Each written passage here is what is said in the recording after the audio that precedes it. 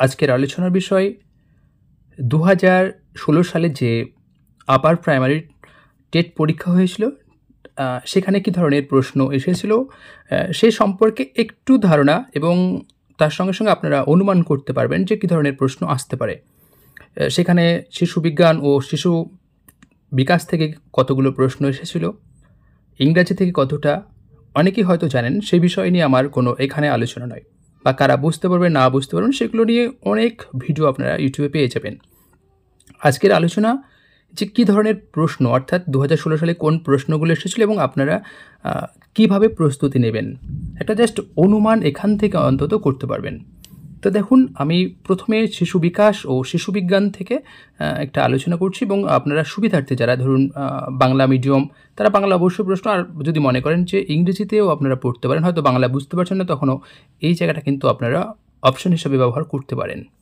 তো কী ধরনের প্রশ্ন এসেছিল একটু দেখে নিই। দেখুন, শিক্ষার্থীদের প্রেরণা সৃষ্টির ক্ষেত্রে শিক্ষকের কর্তব্য কী?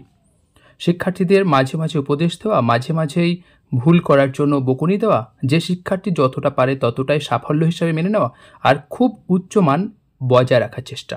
তাই প্রথম প্রশ্ন।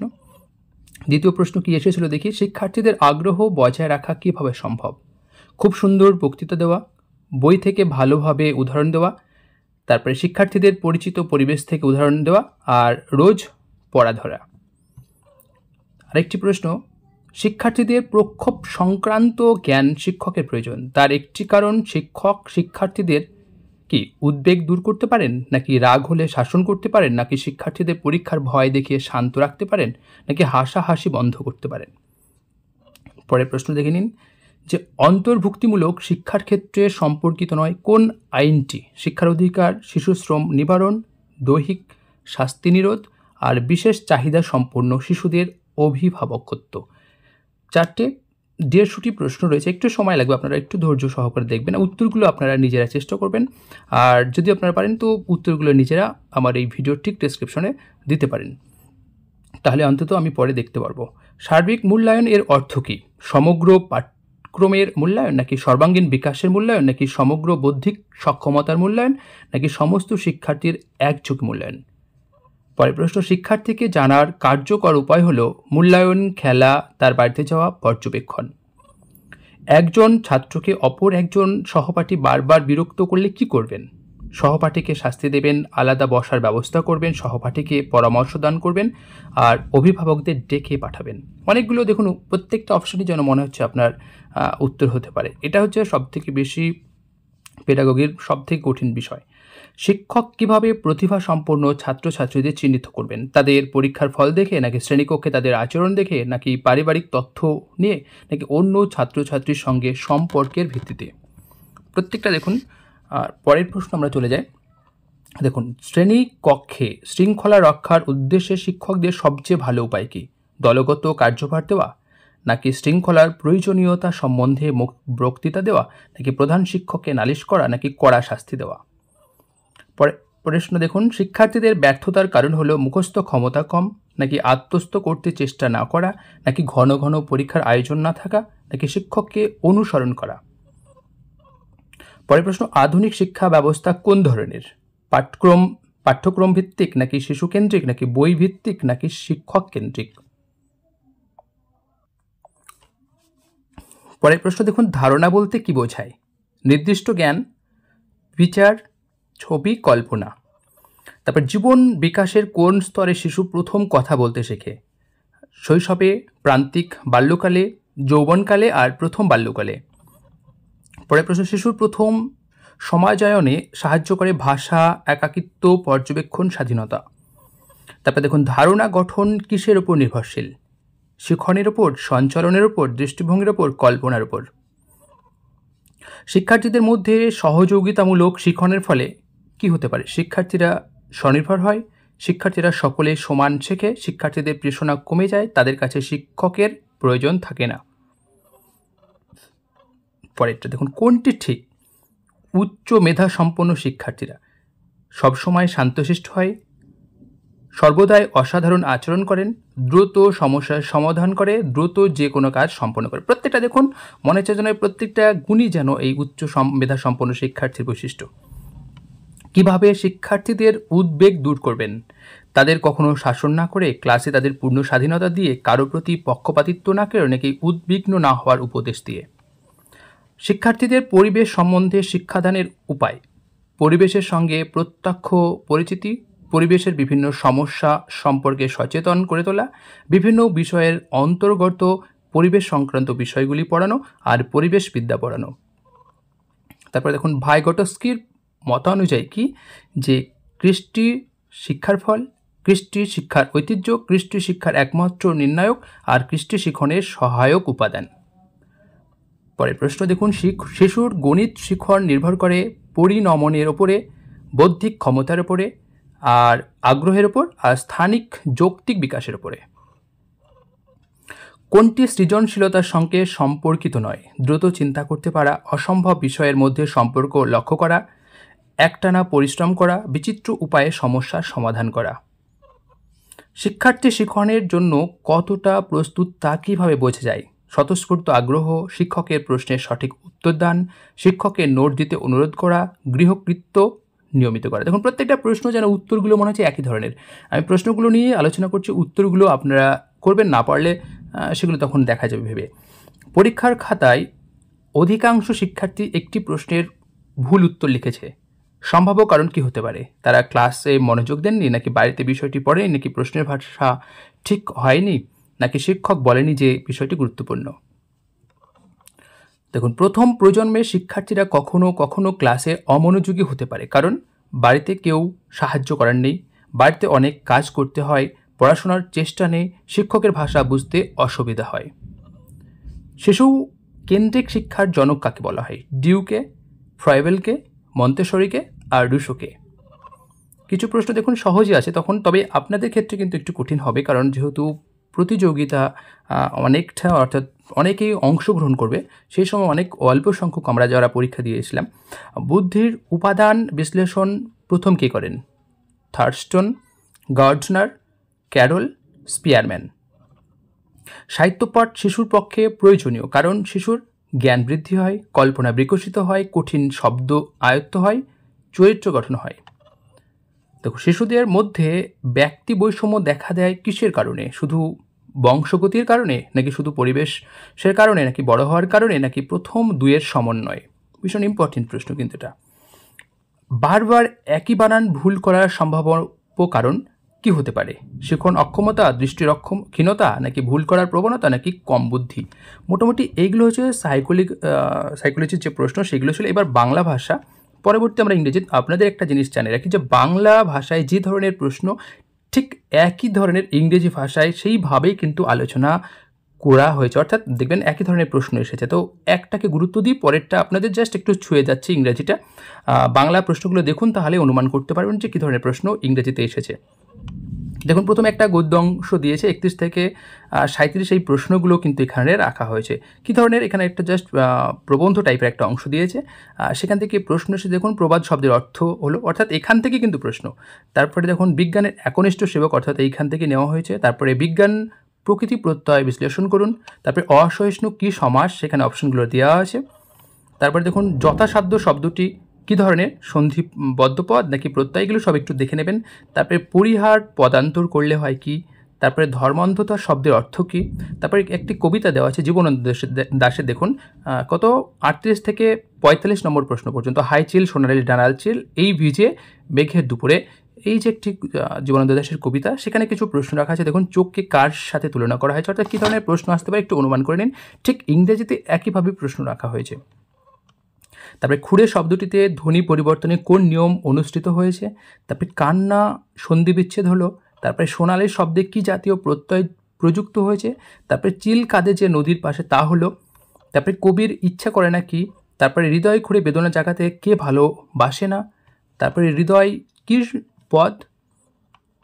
এরপর এখান থেকে কিন্তু পেডাগোগিক টাইপের বাংলার উপর কিন্তু দেখুন, এতক্ষণ আমরা কিন্তু প্রথমে সাইকোলজিক্যালের যে পেডাগোগি সেগুলো পড়লাম, কিন্তু এবার কিন্তু বাংলার ক্ষেত্রে দেখুন অনেকটা প্রশ্ন, 2-4টে প্রশ্ন দেখুন, তাহলে বুঝতে পারবেন যে শিক্ষক রূপে আপনি বানান ভুল প্রতিকার করবেন কী করে। অর্থাৎ এখানে কিন্তু বাংলা ভাষা রিলেটেড প্রশ্ন, এবং সেগুলো কিন্তু পেডাগোগি মতো। দেখুন শিক্ষক ব্ল্যাকবোর্ডে বড় বড় ও স্পষ্ট করে সঠিক বানান লিখবেন ও উচ্চারণ শেখাবেন, নাকি যুক্তাক্ষর গঠন ও উচ্চারণ বিষয়ে ছাত্রকে অবহিত করবেন, নাকি শিক্ষার্থীকে বানান সম্পর্কে মনোযোগী ও আগ্রহ করে তুলে বারবার অনুশীলন করতে বলবেন, নাকি ওপরের সবকটি? আমি জাস্ট একটু প্রশ্নগুলো পড়ে যাই, অপশনগুলো আপনারা একটু দেখে নেবেন। শিক্ষাক্ষেত্রে শিক্ষার্থী পিছিয়ে পড়লে শিক্ষক কী করবেন? ছাত্রকে শাস্তি দেবেন, অভিভাবককে জানাবেন কেন ছাত্রটি পিছিয়ে আছে তার খোঁজ নেবেন, নাকি ক্লাসে পড়ার সময় তাকে সতর্ক করে দেবেন? একজন শিক্ষকের নিম্নলিখিত যে গুণগুলি আবশ্যক তা হলো ছাত্র কল্যাণে সার্থক ও সদর্থক পদক্ষেপ নেওয়া, পরীক্ষায় সফল হতে ছাত্রদের সাহায্য করা, পরিচ্ছন্ন ব্যক্তিত্ব বজায় রেখে ছাত্রদের থেকে সম্মানজনক দূরত্ব পালন করা, আর পাঠ্যসূচি নির্দিষ্ট সময়ের আগে শেষ করা। দেখুন, ভাষা শিক্ষার ক্ষেত্রে উপযোগী সহ পাঠ্যক্রমিক কার্যাবলী হলো বক্তৃতা, বিতর্ক, অভিনয়, এগুলি সব। তারপরে শিক্ষার লক্ষ্যই হলো মানুষ তৈরি করে, এই উক্তিটিকার অর্থাৎ বিভিন্ন ধরনের প্রশ্ন দেখুন সাইকোলজির সঙ্গে বাংলা দেখুন যেন একই ধরনের, তো অর্থাৎ একটা জিনিস ভালো করে পড়লেই হয়ে যায়। তারপরে দেখুন ভাষা পঠন পাঠনের সর্বাপেক্ষা কার্যকরী দৃষ্টিভঙ্গি হলো কি? সামাজিক দৃষ্টিভঙ্গি, মনোবৈজ্ঞানিক দৃষ্টিভঙ্গি, বিশ্লেষণী দৃষ্টিভঙ্গি, ব্যক্তিগত দৃষ্টিভঙ্গি। তারপরে ভাষা শিক্ষার প্রাথমিক উপাদান হলো কোনটি? শব্দ, ধ্বনি, বর্ণ, বাক্য। তারপরে ব্যাকরণ শিক্ষাদানের সমস্যা হলো আপাত সারল্য, নাকি ব্যাকরণের সূত্রাদির জটিলতা, নাকি ব্যাকরণের বাস্তব উপযোগিতা সীমাবদ্ধতা, নাকি ব্যাকরণ সচেতনতা ও সংবেদনশীলতা। তারপরে শিক্ষা কক্ষে শিক্ষার্থীদের ভাষা বৈষম্য দূর করতে শিক্ষকরা যা করবেন তা হলো বিভিন্ন অঞ্চলের ছাত্রদের জন্য আলাদা পাঠ দেবেন, শিক্ষক নিজে বিভিন্ন আঞ্চলিক ভাষা শিখে ছাত্রদের শেখাবেন, বিদ্যালয়ে ভিন্ন ভিন্ন অঞ্চলে ছাত্র ভর্তি বন্ধ করবেন। তারপরে শিক্ষক আঞ্চলিকতার সীমা অতিক্রম করে আদর্শমান চলিত ভাষার সকল ছাত্রকে একইভাবে পাঠদান করেন। আপনারা প্রশ্নগুলো শুনলেই আপনাদের কাজে আসবে। ভিডিওটা আপনারা পুরোটা দেখুন, আপনাদের অনেকটাই উপকার আসবে কী ধরনের প্রশ্ন আসছে না আসছে। ক্লাসে কোনো ছাত্রের কোনো প্রশ্নের উত্তরে শিক্ষকরা না জানা থাকলে শিক্ষক কী করবেন? ছাত্রটিকে অন্য প্রশ্ন জিজ্ঞেস করতে বলবেন, নাকি ছাত্রটিকে বলবেন যে প্রশ্নের উত্তর দেখে ও ভেবে পরে বলবেন, নাকি ছাত্রটির প্রশ্ন সুকৌশলে এড়িয়ে অন্য প্রসঙ্গ আলোচনা করবেন, নাকি ছাত্রটিকে একই ধরনের প্রশ্ন করার জন্য তিরস্কার করবেন? এরপর ইংরেজিতে একই ধরনের, প্রথমে আমাদের বাংলাতে যেমন দেখুন প্রথমে কবিতা গদ্য ছিল, এখানে কিন্তু প্রথমে ইংরেজি একটি কবিতা অর্থাৎ রয়েছে দেখুন, তারপর এখান থেকে কিছু প্রশ্ন রাখা হয়েছে, ওখান থেকেই ঠিক প্রশ্ন, অর্থাৎ এই যে এখান থেকেই প্রশ্ন যেমন বাংলায় রয়েছিল ঠিক একই টাইপের বিষয়গুলো আপনারা একটু দেখে নিন। আপনারা চাইলে আপনার এটা স্ক্রিনশট নিতে পারেন, এগুলো কবিতাটা স্ক্রিনশট নিতে পারেন। তারপরে প্রশ্নগুলো দেখুন একই ধরনের, meaning of the line woke once the clay of a cold star is, এখানে অপশানগুলো আছে broke the cold star into place, তারপরে brought life into the cold planet, অর্থাৎ এগুলো পুরোটা পড়লে তবে আপনি উত্তরগুলো কিন্তু পারবেন। একই টাইপের প্রশ্ন যেমনভাবে আমরা বাংলায় ছিলাম ঠিক একই টাইপের কিন্তু এখানে প্রশ্ন রাখা হয়েছে। দেখুন এবারে কিন্তু একটা গদ্য এখানে রাখা হয়েছে, এই প্যাসেজটা কিন্তু পড়তে হবে এবং অ্যান্সারগুলো করতে হবে। দেখুন বলছে read the following passage and answer the question. কত 38 থেকে প্রশ্ন করা আছে 45 পর্যন্ত এই প্রশ্নগুলো এখানে রাখা হয়েছে, পুরোটা অনেকটাই বড়, আপনাদের জাস্ট ধারণা দেওয়ার জন্য এখানে আলোচনা করছি। দেখুন একই ধরনের এ গোস্ট রাইটার ইজ সামন হু, এখান থেকে কিন্তু প্রশ্নগুলো আছে, সেগুলো উত্তরগুলো এখান থেকে বাছাই করে নিতে হবে। আপনারা একটু দেখে নিন, দেখেন মানেও পর্যন্ত দিচ্ছে, ওখানে যেমন দিয়েছিল, ওখানে যেমন শব্দার্থ দিয়েছিল, ওখানে যেমন ঠিক ইংরাজির ক্ষেত্রেও ঠিক ইংরাজির মতো প্রশ্ন কিন্তু রেখেছে, ব্যাকরণ টাইপটা।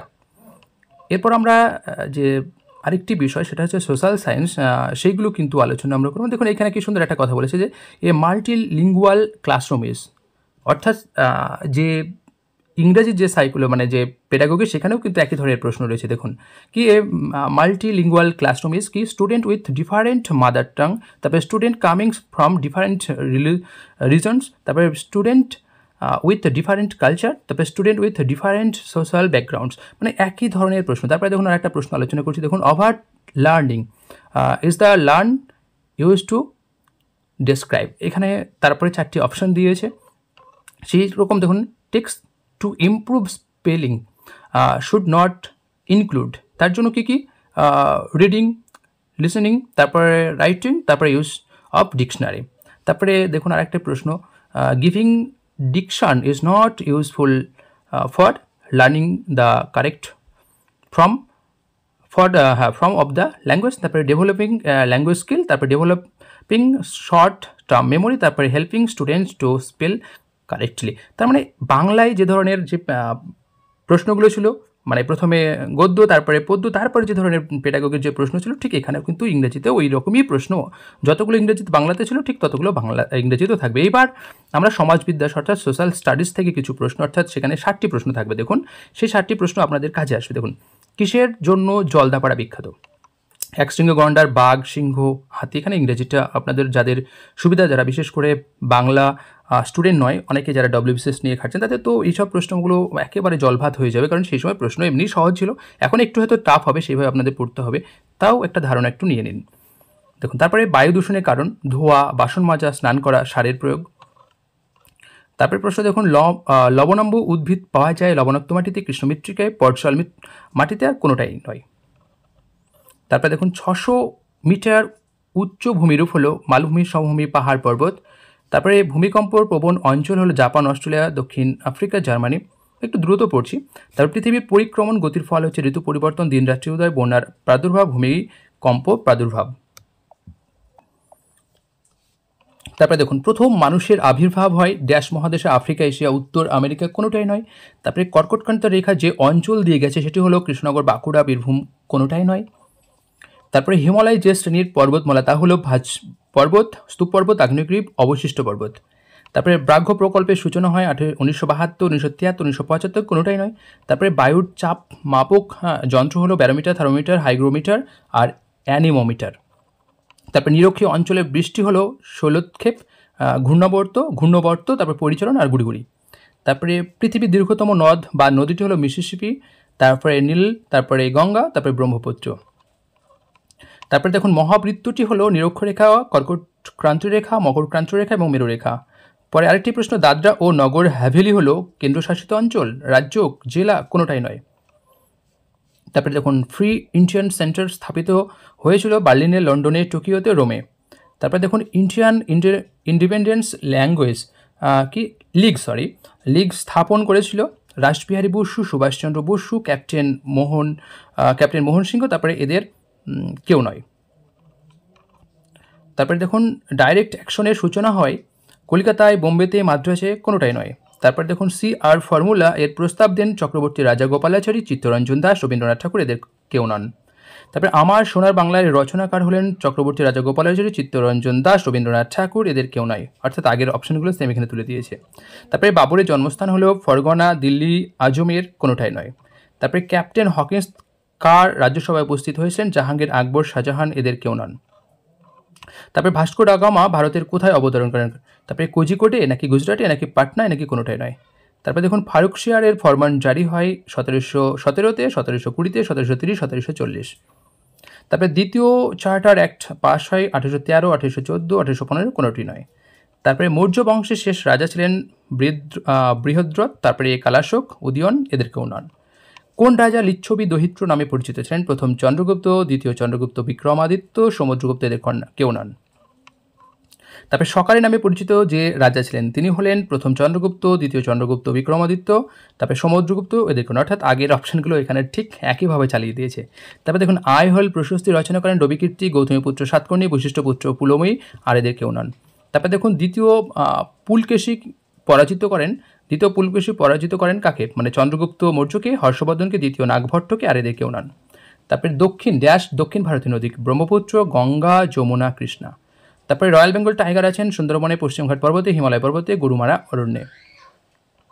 তারপরে নদীর উচ্চ গতির মূল কাজ হলো ক্ষয়সাধন, অবক্ষেপণ, বহন, তারপরে নদীর বাঁক তৈরি করা।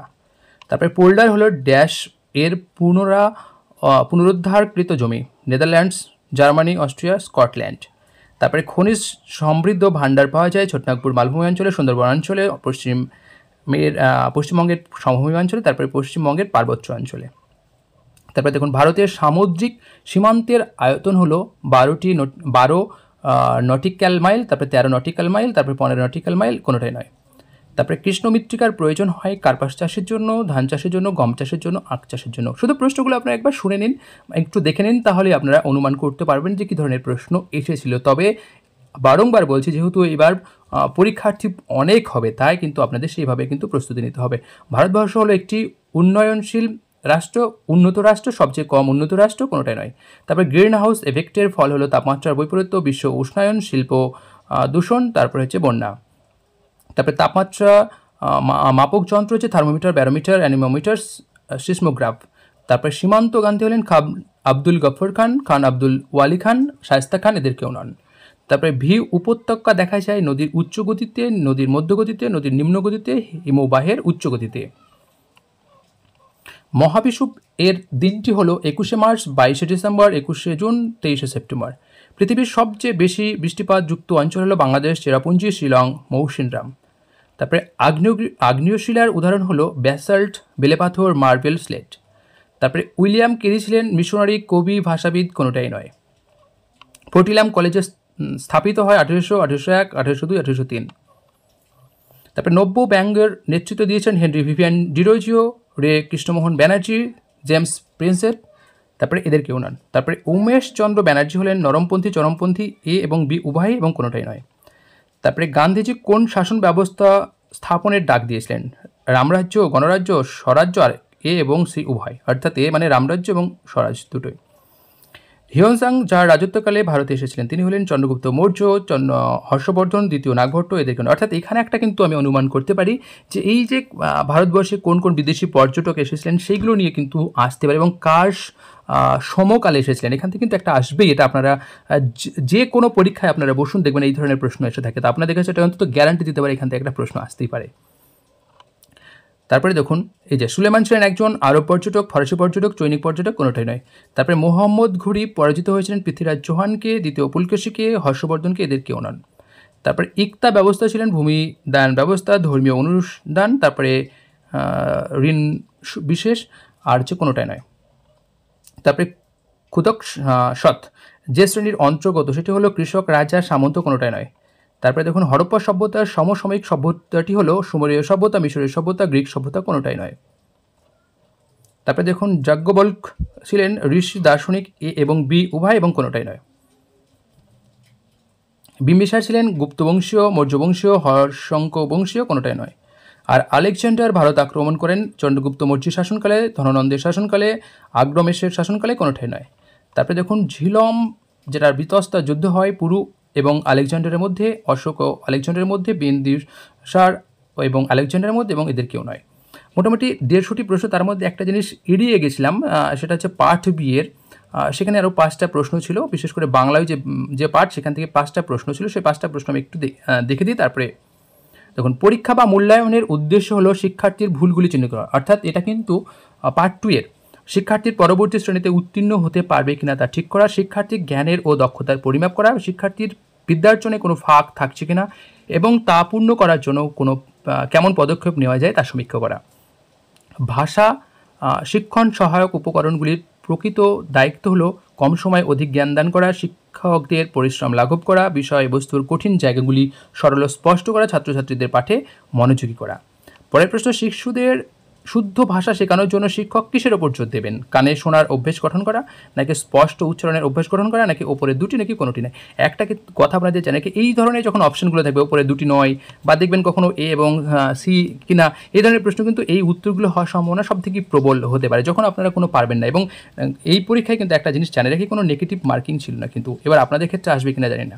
বানান শেখার ক্ষেত্রে উল্লেখযোগ্য শিক্ষামূলক প্রদীপন হলো পাঠ্যপুস্তক, সংবাদপত্র ও গল্পের বই, চার্ট, এগুলি সব কটি। দেখেছেন সব সময় মাথায় রাখতে হবে যখন এই ধরনের অপশনগুলো আসে তখন কিন্তু এই ধরনের অপশনগুলোর উত্তর হওয়ার সম্ভাবনা প্রবল থাকে।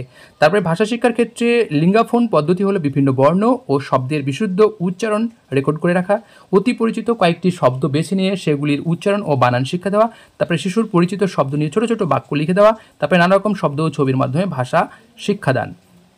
মোটামুটি এই ছিল আজকের 150টির মতো প্রশ্ন আমি আলোচনা করলে। ইংলিশটা একটু এড়িয়ে গেছি কারণ বাংলা এবং ইংরেজি কিন্তু দুটোই কিন্তু অর্থাৎ একই ধরনের টাইপের প্রশ্ন আসে। তার মানে একটা গদ্য থাকবে এবং একটা কবিতা থাকবে এবং সেখান থেকে কিছু প্রশ্ন থাকবে, কিছু টেক্সচুয়াল এবং তার সঙ্গে সঙ্গে পেডাগোগির মতো প্রশ্ন থাকবে। তো আপনাদের যেটা বলার, প্রশ্নগুলো আপনারা দেখলেন, মোটামুটি আপনারা প্রস্তুতি নিতে শুরু করুন, কারণ যেহেতু একটা ঘোষণা হয়ে গেছে যে পরীক্ষা হবে তো সেক্ষেত্রে আপনারা পড়াশোনাটা চালিয়ে যান এবং বিভিন্ন ধরনের ইউটিউব চ্যানেলগুলো অবশ্যই দেখুন, কিন্তু বিভ্রান্তকর যে তথ্য সেগুলো থেকে আপনারা এড়িয়ে যান, কারণ এই মুহূর্তে আপনাদের পড়াশোনাটা দরকার আছে। কখনও কোনো বিতর্কিতমূলক ইউটিউব চ্যানেলের সঙ্গে যুক্ত থাকবেন না যেগুলো আপনাকে বিভ্রান্ত করতে পারে, অর্থাৎ সঠিক খবরগুলোই নিয়েই কিন্তু পড়াশোনা চালিয়ে যান। এবং এর জন্য কী কী ধরনের বই যদি আপনাদের প্রয়োজন হয় তাহলে অন্তত আমি একটা জাস্ট লিস্ট বানিয়ে দিতে পারি, এবং যারা আমার অন্তত টেলিগ্রাম লিঙ্কে আছেন তাদের আপনাদের অন্তত এই সাহায্য করতে পারি। আপনারা লিঙ্কে জয়েন হয়ে যেতে পারেন। এই ভিডিও ঠিক শেষে লিঙ্ক দিয়ে দেবো, এবং আপনাদের কাছে অনুরোধ যে আপনারা পড়াশোনাটা শুরু করে দিন, কারণ টেটটা পাস থাকলে অন্তত যখন ইন্টারভিউ হবে তখন কিন্তু আপনারা অংশগ্রহণ করতে পারেন। আর একটা গুরুত্ব দিয়ে রাখি, সবসময় মাথায় রাখতে হবে যত পারবেন নাম্বারটা বেশি করে তোলার চেষ্টা করবেন, কারণ বেশি না হলে হয়তো দেখা গেল আপনি টেট পাস করলেন কিন্তু আপনি হয়তো ডাক পেলেন না। এই ধরনের বিষয়গুলো আপনাদের খেয়াল রাখতে হবে। তো যাই হোক, আজকে জাস্ট একটু জানানোর বিষয় ছিল বলে এই প্রশ্নগুলো নিয়ে একটু আলোচনা করলাম। আর এই ইউটিউব চ্যানেলের সঙ্গে পাশে থাকুন। এই চ্যানেলটি কিন্তু মূলত বাংলা সাহিত্যের স্টুডেন্টদের জন্য, কিন্তু এখানে কিন্তু খুব একটা বাজে খবর সংবাদ পরিবেশন করা হয় না, যতটা প্রয়োজন ঠিক ততটাই কিন্তু এখানে দেওয়া হয়, শুধুমাত্র আপনাদের কথা ভেবে। যাই হোক, এখানে শেষ করছি, ধন্যবাদ।